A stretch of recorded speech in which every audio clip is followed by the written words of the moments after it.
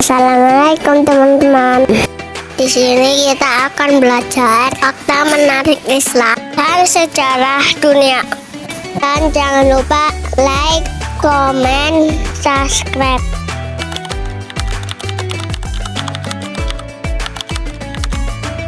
Maryam adalah seorang wanita suci, putri dari Imron, seorang lelaki terkemuka yang dianggap sebagai pilihan Allah.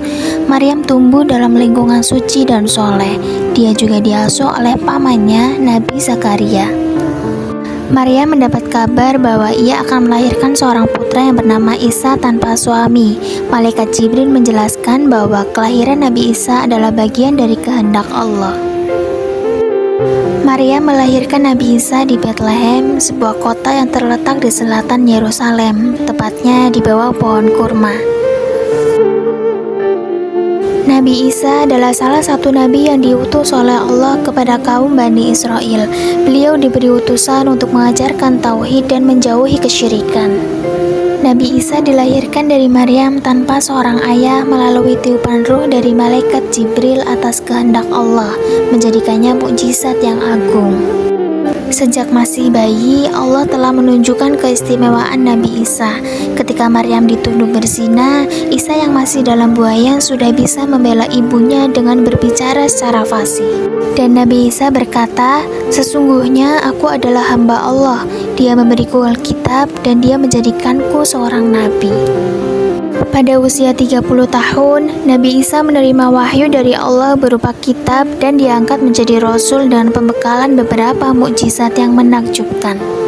Dengan izin Allah, Nabi Isa dapat membentuk burung dari tanah liat, meniupnya, dan burung pun hidup terbang.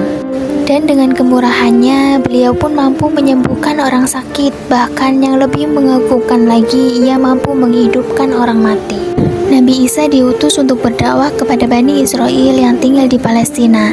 Ia juga diberi tugas untuk membenarkan kitab Taurat yang telah diturunkan kepada Nabi Musa alaihissalam.